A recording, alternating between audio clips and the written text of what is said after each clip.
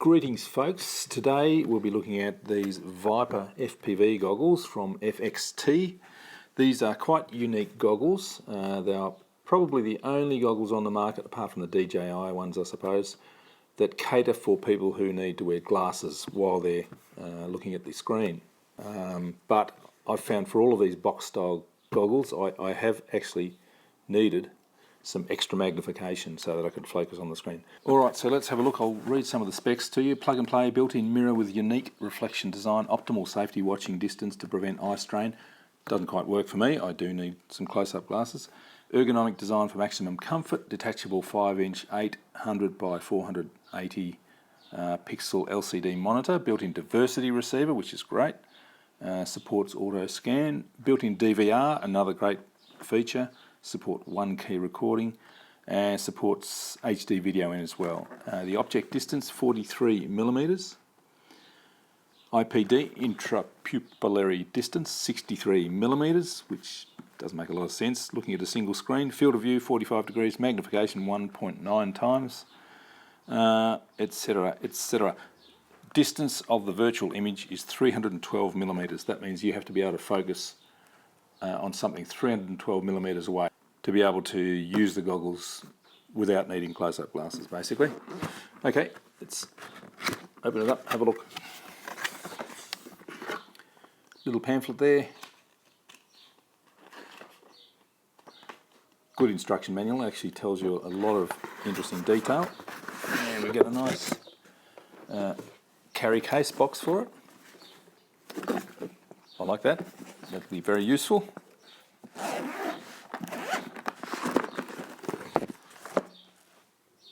Here are the goggles, cleaning cloth, there we go. It has a detachable screen. The screen has the receivers built in, diversity receivers, which means you can set it up with a directional antenna, like a patch, and an omni antenna, like a circularly polarized, to get the best possible reception. But it does come with rubber ducky antennas, but if you're serious about FPV you won't be using them, so let's just discard them straight away. So there's the screen. That is sort of powered by a USB plug down the bottom here. Powered from 2S to 6S battery. Nice big wide range. And it has a little joystick selector on the back there for going through the menu and a push button selector up here as well. SD card slot there. HDMI in there. And we've got AV in and AV out here. So you can port the signal out to another screen, and you can plug in an external receiver or player or something like that as well. We get a little service card there as well. And here's the goggles here. Nice padding there. In this top pouch here, we get some cables. Power cable there, either the barrel type or an adapter for an XT60, which is great. And that's the AV in or AV out cable there. Okay.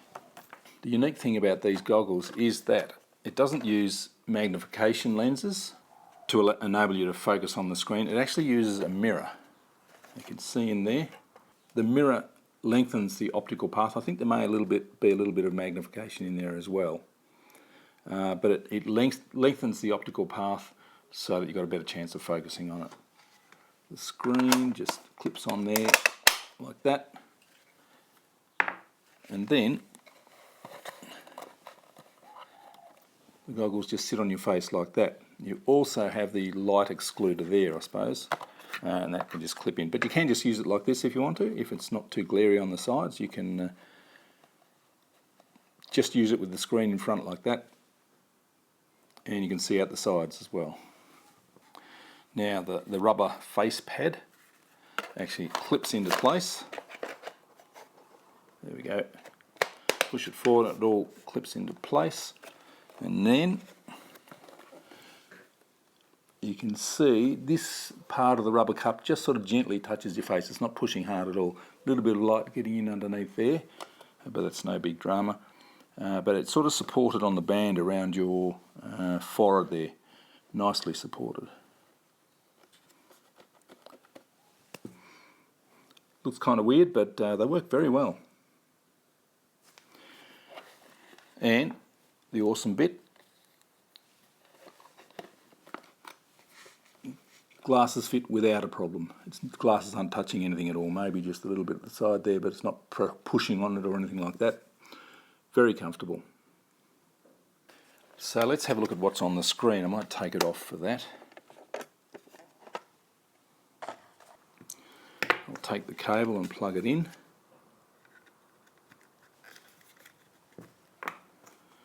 Find myself, there we go, we have a plug. I have a 2S battery that I'm going to try there. So push and hold the joystick in, turn it on, get the splash screen. We're on version 2. It shows you the band and the frequency there.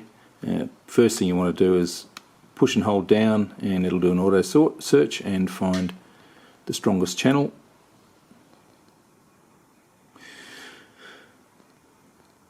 E1, there we go, that's fine. Now if you short push of the joystick and you get the menu, you can change the aspect ratio 4:3 to 16:9. Very nice, I like that. Format, PAL or NTSC or auto. Let's stick with auto. Display on or off. Backlight, brightness, contrast, volume. Actually, as it comes from the factory, the volume is turned up, which is a bit annoying, but it's great if you have microphones on your FPV cameras. Language and reset. Alright.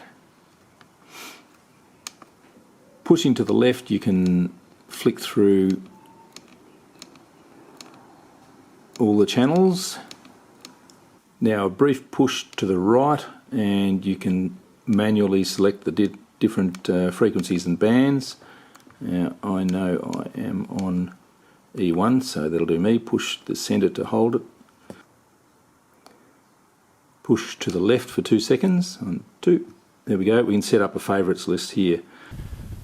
So that's all recording. Okay, we're ready to go. Okay, at the moment I don't have any glasses on. I can actually focus on the screen reasonably well, not perfectly, and I will try with close-up glasses in a minute, but let's go for a fly.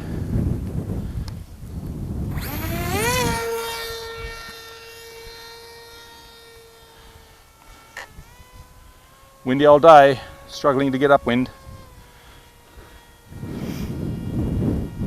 So they feel very comfortable on my head, just sort of gripping onto my forehead and lightly touching my face with the screen, and it's kind of straining my eyes a bit to focus on the screen, but I do need reading glasses, as I said, so but yeah, it's a nice flying experience. It's a 5-inch screen and a reasonable distance away, so it's quite comfortable and easy to see the whole frame, unlike the what are the headplay goggles, which are almost too big. Alright, so let's now put some close-up glasses on and see how that goes. Oh, that was uneventful. Alright, so now I've got really nice sharp screen, comfortable as, not putting any pressure on my eyes at all, or the glasses. This is cool. The colours look very rich on the screen. I wonder if that's my camera or the screen itself. I can adjust the saturation and all that sort of stuff. It actually looks quite nice, really. Heading right out over the other side of the park. It's a few hundred metres away. Turn back and rip it back down wind, bobbling around in the tailwind.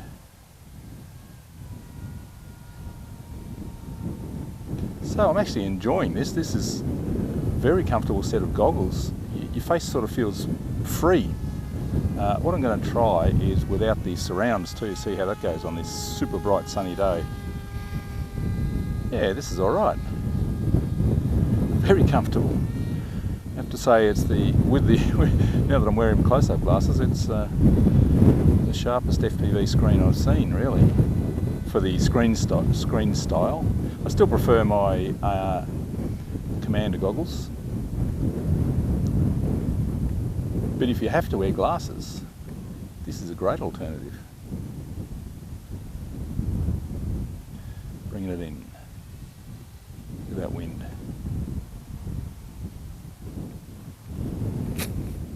Sweet! So I'm going to remove the surround there. Fly like this. Oh yeah, this is going to work. I like this.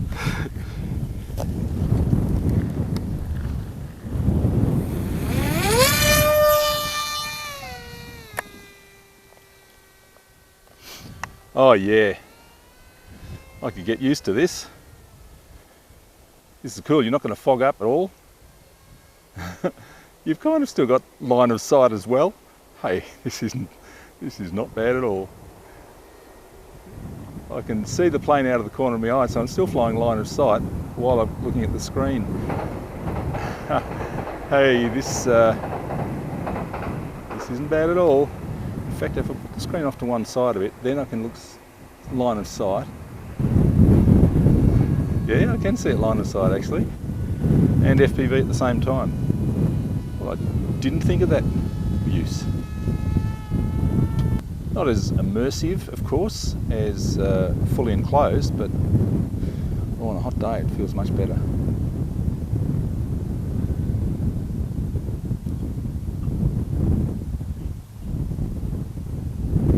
Well, that's cool. So there's the FXT Viper goggles. It took me a bit of time to work out how to use them properly, but I really like them now.